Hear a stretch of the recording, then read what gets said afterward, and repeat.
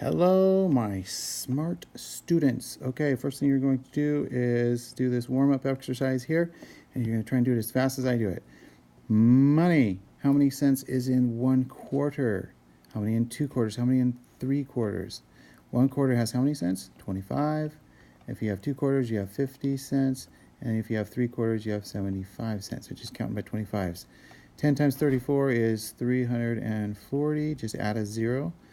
5 times 34 is half of that, which would be 16, 17, 170. All right, looks like I left off at fraction parts. 1/2 of $8 is $4. 1/4 of $8 is, any guesses? It's $2. And 3/4 would be 3 times 2, which would be $6. Geometry. If the distance around a square is 8 centimeters, what is the length of each side?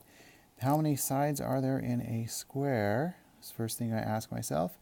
I have 4 sides, so I take 8 and I divide it by 4, which would mean each side is going to be 2 centimeters long. Number sense. 5 times 8 is 40. Plus 2, 42. Divided by 6 should be 12. Times 3 is 36. Minus 1 is 35. And then that would make it 17.5 if I divide it by 2. All right, the new concept. Choose an appropriate problem-solving strategy to solve this problem. Use each of the 5 digits, 5, 6, 7, 8, and 9, to complete this addition problem.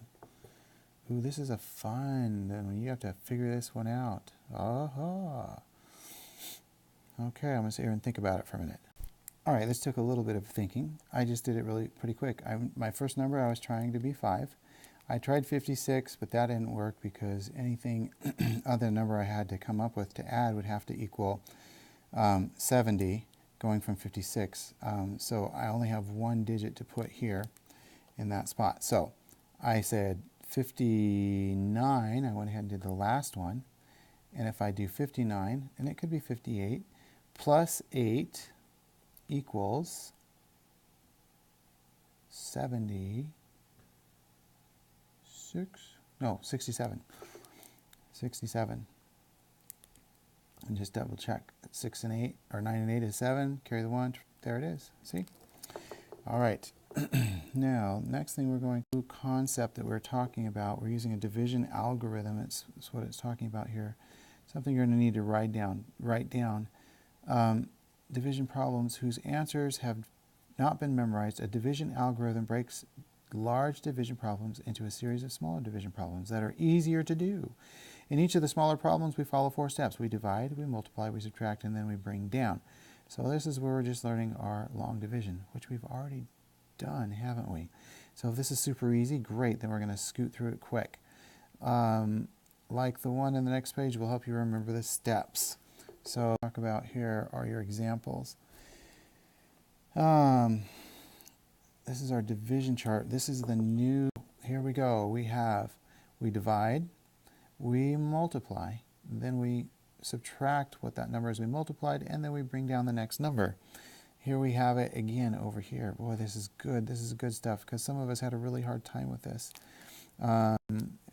And again, here we're talking about step 2. We're going to since we can't divide 2 by 5, we're looking at having placeholders here, and we're having remainders.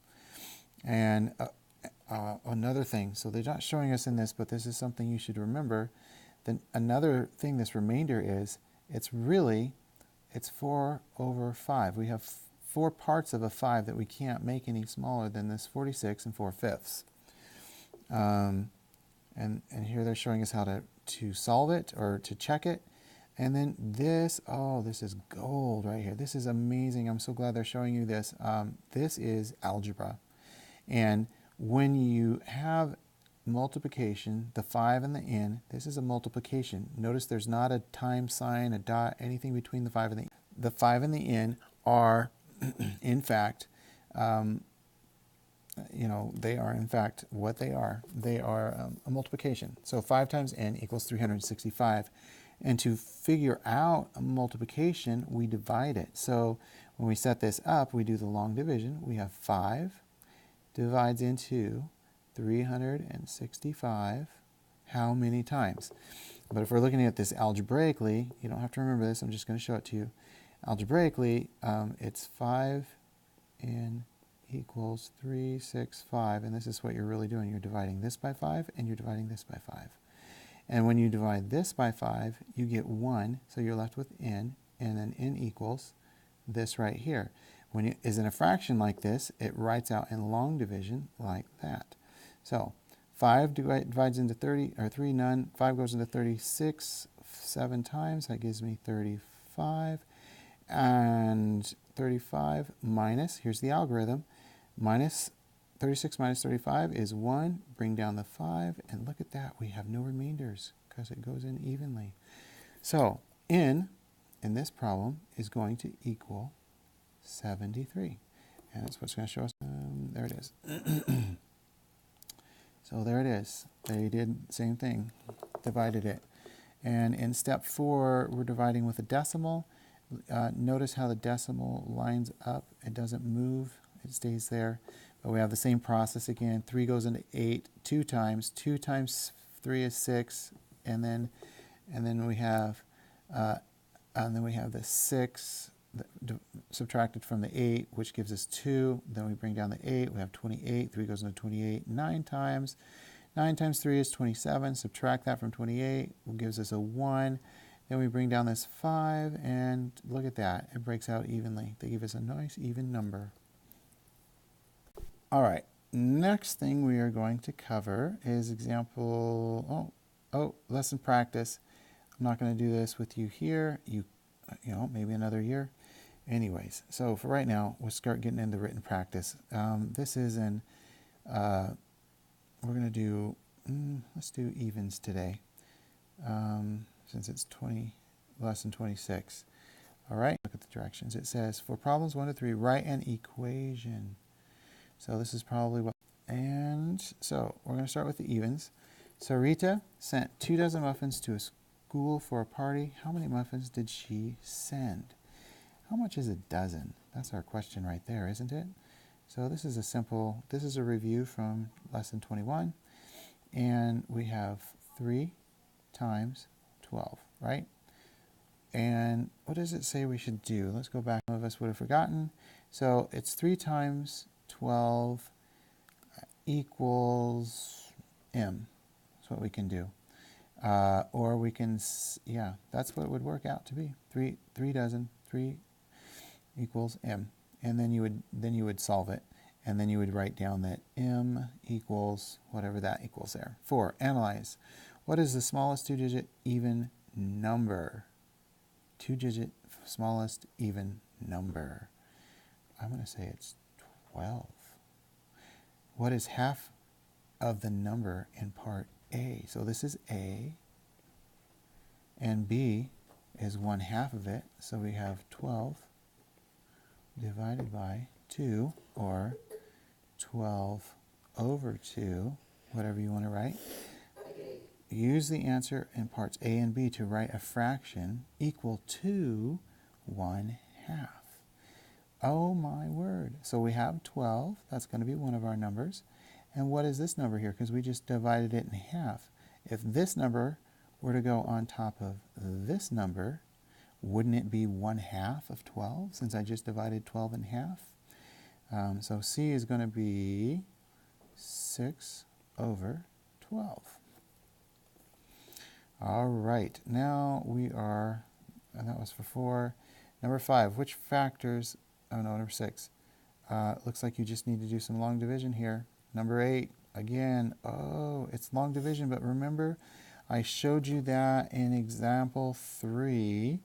I don't remember where that was in the time thing, but we have 6m, which is multiplication, equals 234, and we're going to divide it by 6, and we're going to divide it by 6.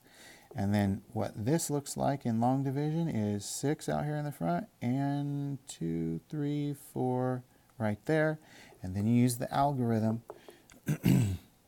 of divide, multiply, subtract, and then bring down. So you've got these 4 steps. Bring down. And you could do divide, dead monkeys, multiply, subtract, smell, bad, bring down. All right, you're going to do that there. And then in number 10, oh, look at that. You set that up. I just showed you how over there on the right here. You're going to use this formula or this method right here. You take the top number, put it here, and you put the bottom number there. That's for number 10. Number 12, all you're doing is multiplying, and it's a review of chapter 17. And in this one, we're just multiplying a couple times. It's a review. 14, it looks like it's a subtraction problem. Or is it an addition problem? I don't know. I'm going to show you the algebra on this one. You don't have to remember it, but zoom in so you can see it. This is a minus. To undo a minus, we add. So I'm going to add m here. And I'm going to add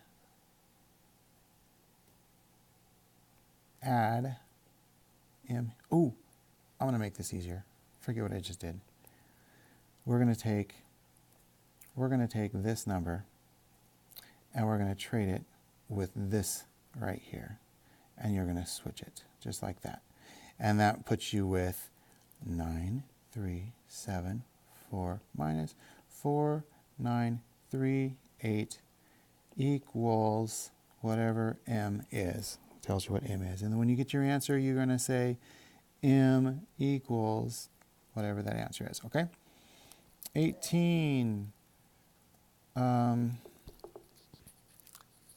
Looks to me like this is a variable. It looks like a 1, but it's not. It's actually an L.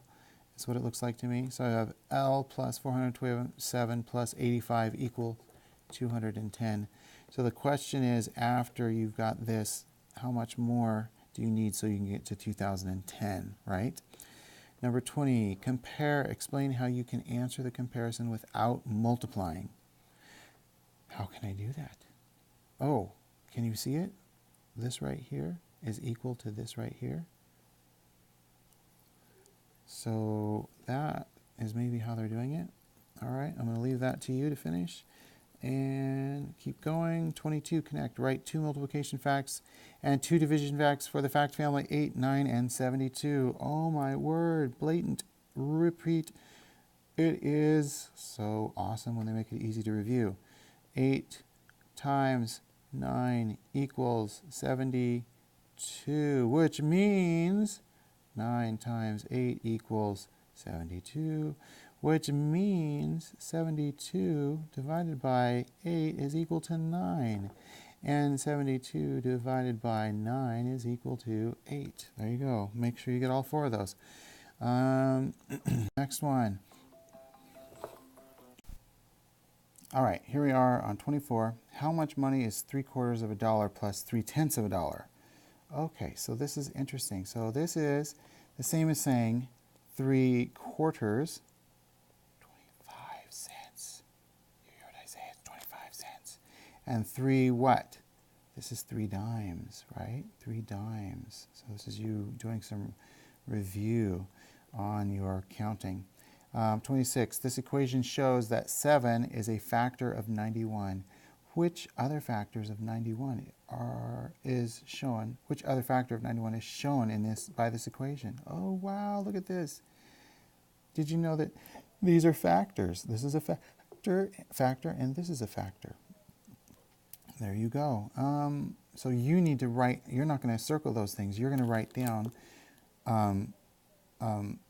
which other factor of 91? You would say 13. You'd write that down in your answer thing. All right, 28. Here, you're going to evaluate. Here is Todd's answer to a division problem. Show how to check the answer. Is Todd's answer correct? Why or why not? All right, is his answer correct? First question, why or why not? That means you need to explain. Show how to check the answer. There are 2 ways to check the answer. You can go ahead and do it like they did it and just work through the problem like they did. So, 4 goes into 4 goes into 7 one time, which is 4. Then you subtract. Then you have 3. 4 goes into 3. That's one way you could do that. The other way is to multiply 4 times 16, because this is a fact, right, of this here should equal some number. And then once you do, oh, let me just back up. I'll just make it easier. 4 times 16 plus a remainder of 3 should equal 75. So go ahead and work that out and see if that comes out properly. Then what else do I need here? The last one, write a word problem to represent the equation 3n equals 24. Then solve the equation. 3 times what is going to equal 24? Something 8, right? So all right, I was sitting there thinking about 30. Let's just skip it. Let's do 29 instead, which is a multiple choice. Which of these numbers is not a factor of 15? Should be easier to do. And 30 is okay. I'm just having brain tired tonight.